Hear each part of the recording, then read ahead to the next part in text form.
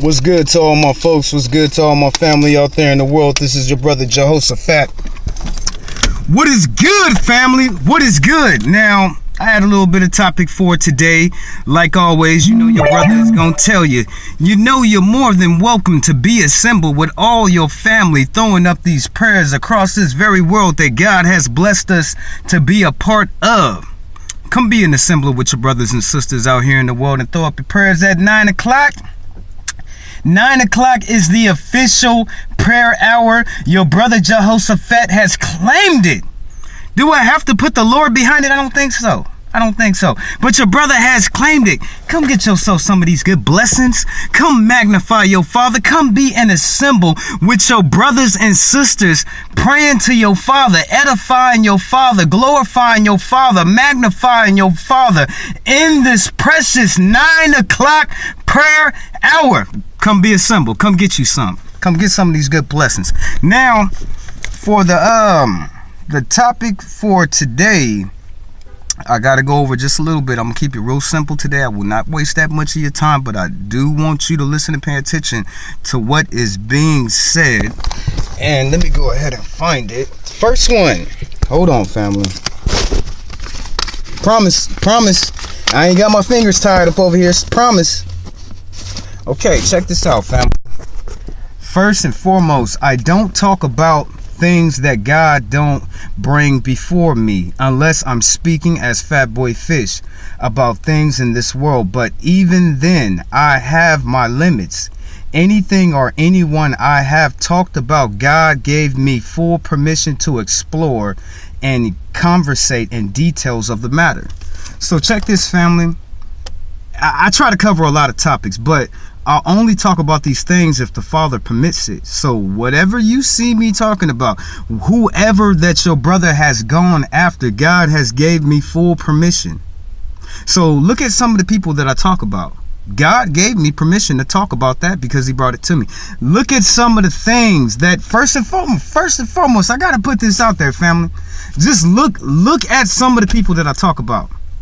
God gave me permission to talk about them. He has, because I have learned that when I go against God on this platform and I just be talking about some things that he didn't bring before me and he didn't give me the permission to talk about, kind of suffer over it, family. I got to be real with you. I kind of suffer on it. So that's why I mainly just stick to topics that God brings before me to talk about. That's it. I try to venture off a little bit and here and there, but for the most part, it's going to be something that God has brought before me. Once more again, you don't have to believe me because guess what? I just don't care. You know what I'm saying? I don't care. This goes for my brothers and sisters that love, respect, and honor their Father. Okay, let's go ahead and get into this, family. When God tells you that he will bless you, you will have to wait on his blessing, or will you take matters into your own hands? God wants to see if you believe in him enough to wait. He wants to see what you will do and how faithful to his word that you will be. He's still going to bless you, but you must understand God moves on his time, and just because he told you something today does not mean it's going to happen right away or even in the next couple of years to come. He could be getting you ready for something 5 to 10 years in your future. So you must hold fast to whatever the Father told you, and you can not take matters into your own hands, or you will make a problem for yourself that you didn't have before. But the words of the Father is true. They say that time is the best judge. I'm sorry. And this is they say time is the best judge, and this is true over time. God wants to see if you believe in him. Sometimes he will remind you of the promise he made so long ago to you, like as in Israel and the son of Joseph. Major time had passed before the Father word had came true. So look at Israel, family. God told Israel and Sarah, I think her name is Sheneth. I could be mistaken on her name. Let's just say Sarah. Now God told Israel, he told him, he said, man, I'm going to give you a son, and your son will be the king of many nations, of many people. Now, for Israel to believe this man is like 90 years old. You know what I'm saying? He's sitting back and he listening to God. He's like, God, how you going to bless me with a son? And I'm already 90 years old. You know what I'm saying? 90 years old. So God, he reminds us, he has done this to me many a times. He will come along, and even though so much time has passed, it could be 5, it could be 10, it could be 15 years, it could be 3 years, it could be 4 years. Time is going to pass with God. You can't expect God to move on your time when he lives outside of time. If God, no, I can't say if.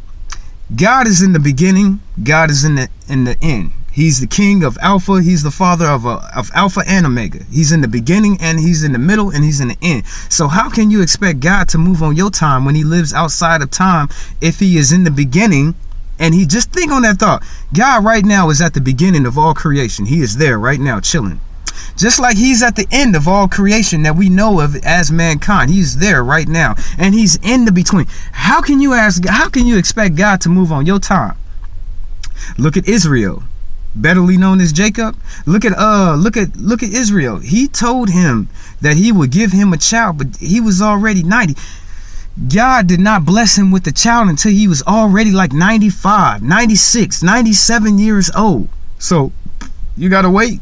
You gotta wait on God's time. Look at Joseph. God told Joseph when he was 17 years old that he really didn't interpret the dream, but his dad rebuked him because he didn't like hearing that. But his dad gave him the proper interpretation of the dream, and the dream was, you will be over your brothers and your father's house. They will serve you. Now, Joseph was 17 years old when God gave him that vision of his near future. But just because it was his near future doesn't mean it was right then and there. Meaning it was a following year. Meaning it was 5 years before that. Joseph didn't get to see God's blessing until he was in his 30s.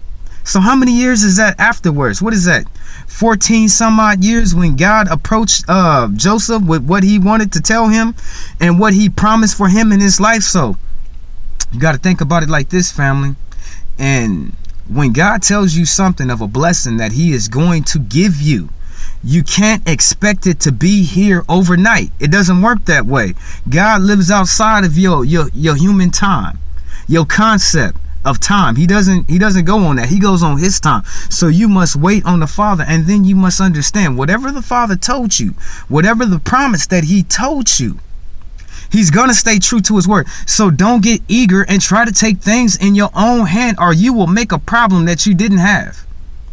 You'll kind of exacerbate the situation a little bit. You will, with your own thinking, your own mankind thinking. See, we as people, we think like people, family. We don't think like God. We have a man interpretation of what's going on.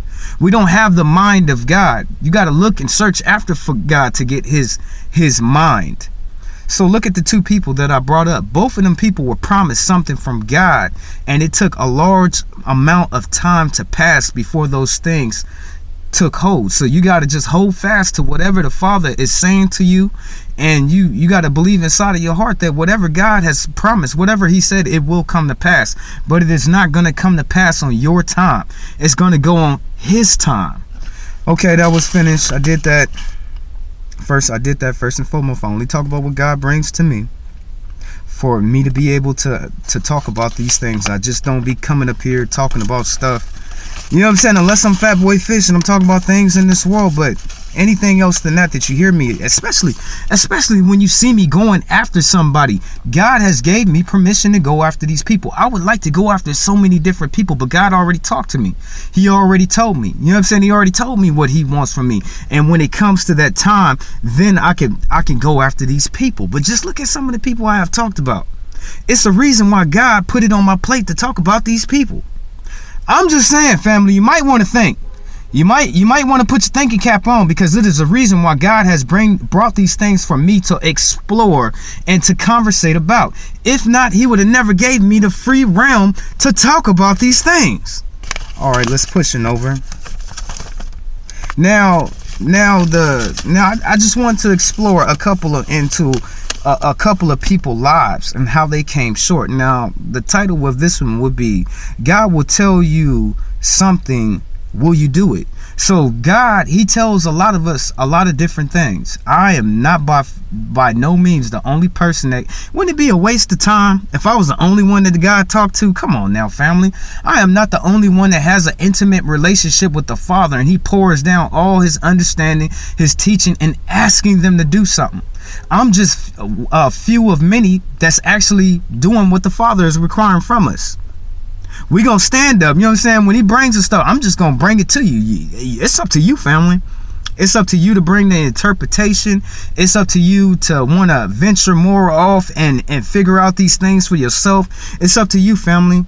All I can say on the behalf of your brother up over here, come join in this 9 o'clock prayer hour is popping over here, family. Come get yourself some of these blessings. Come be healed. Come bring your problems before the Father feast so Jesus can help you with this. Family, we ain't going to be able to face the wiles of this world all by ourselves. We need the Lord to strengthen us and to help us, family. Come be involved in this. Come give up this little bit of you submitting to the Father so it can grow into something great in your life. Get your family involved. Family, tell other people about it. You ain't even got to say nothing about on me on the behalf where you got it, as long as they get the message. That's all I care about, family.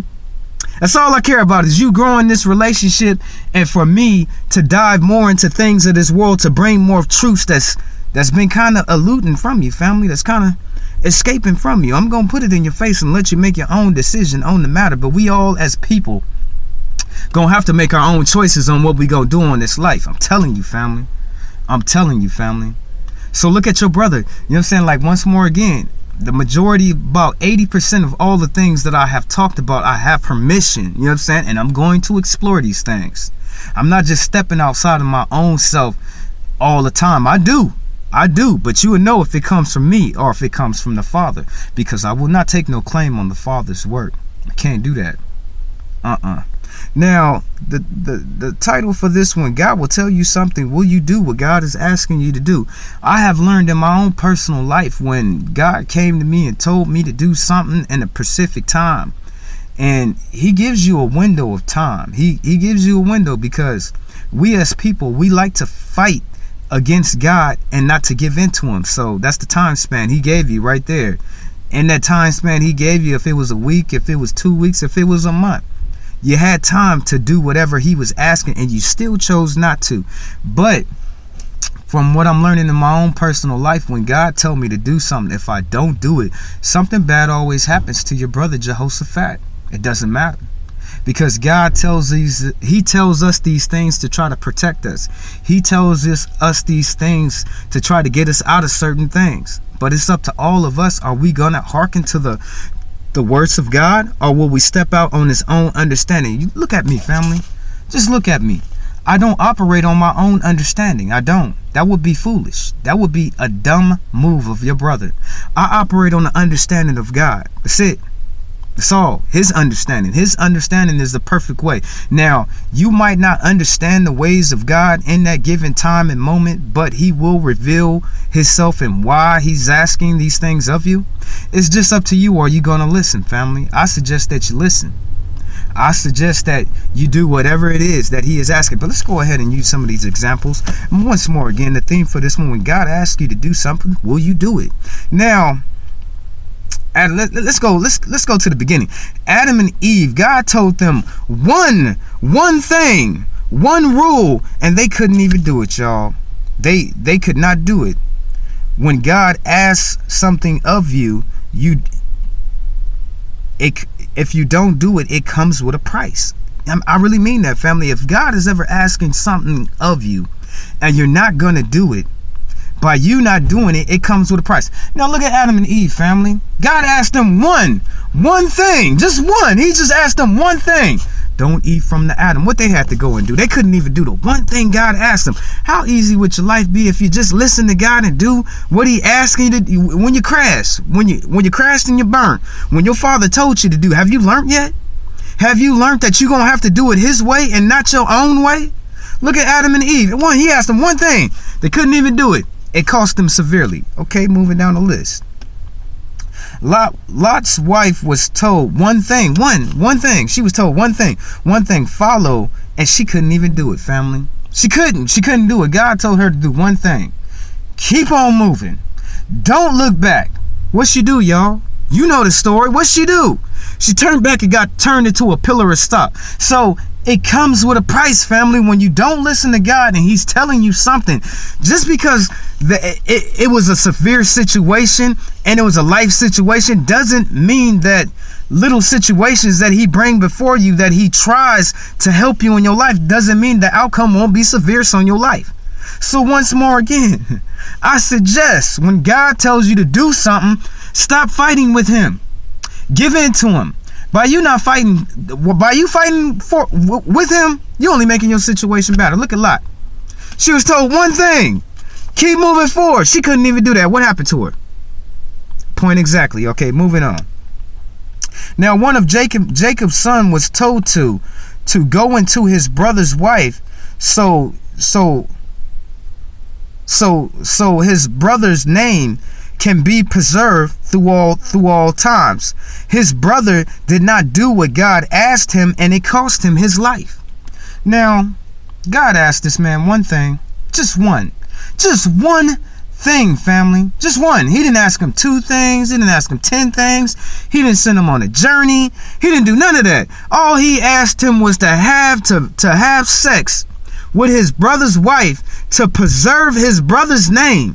And by him not doing that, it cost him his life. See what I mean? It comes with a price when you're not willing to listen to what God is asking of you. Just because that happened so long ago does not mean that the Father changes. It does not mean that. He's still the same. He's still going to affect you in your life the same way that he did your people from long ago. Your ancestors, like Jacob's son, that didn't want to have sex with his brother's wife, it cost him. Just because you live in 2017 and God is asking something of you and you don't want to do it, it comes with a price. You will pay. Believe me, your brother, man, God, he wore my butt. I don't even think I got a bottom left, family.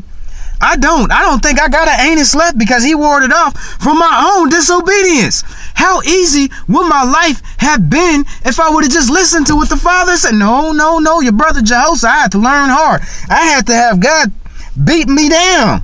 Now I don't have an anus. Lucky I'm sitting in this chair. I'll fall all the way through, family. I'm serious than a mug. Let's keep on moving. Now look at Judas, family. Judas was told one thing, to follow after Christ, but his lust for money was the one thing that drove him away. So other things can be a definite distraction. It could be a distraction to get us away from what God is asking of us. Look how easy Judas' job was. All he had to do was follow Christ. That's it. That's all. Wherever Jesus went, he was supposed to go. Whatever Jesus was doing, he was supposed to partake in. Jesus gave him a specific job. Just watch the money, Judas, because he knows our heart. He's going to read our heart because our heart is going to determine what we do. A lot of people say, think before you act. I say, check your heart, because your heart is going to determine what you do. Back again. What did Judas do, family? He was told one thing, follow after Christ. He got distracted. That money was calling him. Don't let this life distract you from what God is asking from you. It comes with a price. Look at what happened to Judas. His own lust, his distractions and his lust for things in this world got him away from what God was asking of him. Comes with a price. Now, I done read, so they want to call me a theologian. Nah, it's only through the grace of God, but I have read so many different Bibles, so many, family, and every different Bible, it has a different play out on from what I learned, that all the story stays the same, but things change. I done heard Judas hanging himself. I done heard Judas cutting his stomach open. I done heard Judas jumping over a cliff, but the story never changes. He still killed himself. He was still saddened and killed himself. So don't get discouraged just because somebody else got a different interpretation of the same truth. It's still the same truth. He still made himself a martyr in the end. So when God is asking, once more again, when God is asking something of you, you need to listen to what God is asking, or it's going to come with a price, family. It's that simple. It's that simple. Okay, let's go to the next one. Cain was told to love his brother, and he murdered his brother because his brother had favor with God. Now, Cain, he was told one thing: love your family. God, are you your brother's keeper? Well, I don't know where my brother at. Cain was told one thing: love your family. There again, our lust. There again, our emotions and whatever is in our heart is going to surface into whatever our actions is and what we do. What Cain do? God told him to love his brother. What he do? He killed his brother because he was jealous. That was the emotion that resonated in Cain's heart to make him turn against God and not love his brother. Now, what was ever manifested inside of Cain's heart, the lust, the anger, the rage, the jealousy, caused him to turn away from God and to kill his brother. Once more again, it comes with a price. Now, God kicked him out and made him a vagabond amidst all the different people. All the different people. It comes with a price. Okay, now let me ask you this question. When God tells you something, if you don't do it, are you willing to pay that price? You might lose a lot, family. You might lose a lot of stuff that's important to you. Is it worth it? I'll leave it right there. I'll let you be the judge of that. Okay, last one, family. Last one, and I'm going to go ahead and get up off of here. Now, nope. We got one more. We got two more. Okay, now, Jonas was told one thing to do. Just one. Jonas was told one thing. Just one. He was told to deliver a message. What was it? To the Canaanites? Who was it? I could be mistaken. You know what I'm saying? I might be mistaken. Was it the Canaanites? I think I'm off on that one. My bad. But Jonas was told one thing: deliver this message to the Chaldeans. Deliver this message. What did Jonas do? He fought against God. What did God do to him? It comes with a price. God made him suffer before he did what God wanted him to do. God sent him through all of these own tribulations. So you could basically say that all that the heartache that Jonas was facing was brought onto him by him not wanting to give in to the voice of God. Just by him not giving in to God, he's gonna make you suffer. He's gonna send you through some trials, but you can't be mad at God for it, because you put your own self, my brothers, you put your own self through that trial to where you had to suffer because you did not want to listen to what God was asking of you. God is asking all of us something. If you're a human, and if you're a man or a woman and you live down here on this earth, under the sun, God is going to be asking something of you. You can fight all you want. You can fight. You can act like his voice, like you don't hear him, like it doesn't exist, like you can cast it away, like it didn't matter. But it will come to a price. Are you willing to pay it? That's the question that I'm putting before you today. Now, I had this other question. What was it yesterday? I asked you that yeah, this is back to what I was saying yesterday.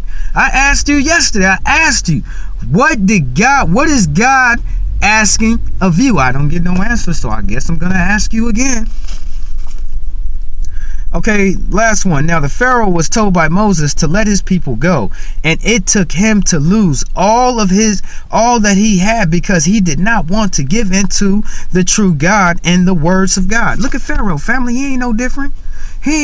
God will even ask stuff from people who don't even serve God. Anybody who lives down here on this earth will be tested by God. Anybody who lives down here on this earth, God will require something of them.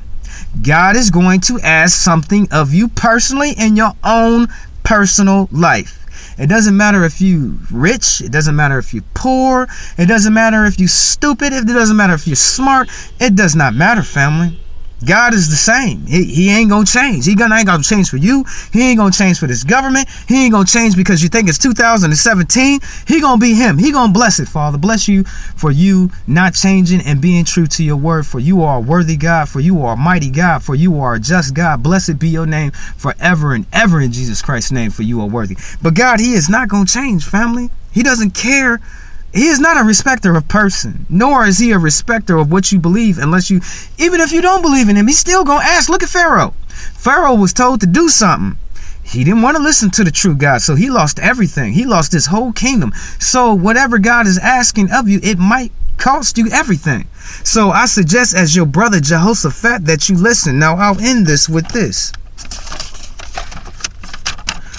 When God tells you to do something in your life, you need to listen, because he does not want you to see evil or bad times come against thou. So he tries and reaches us, but our own disobedience keeps us from surrendering to the will of God. When he calls out to you to help us in your life, we want to do things our way. And when you do things our way without God's understanding, we miss the gifts and we miss the blessings, and we curse our own self with not wanting to listen to God. So before you make a bad mistake in your life, do what God is asking, and it will go well, and you will be in his favor. If not, don't expect to be blessed.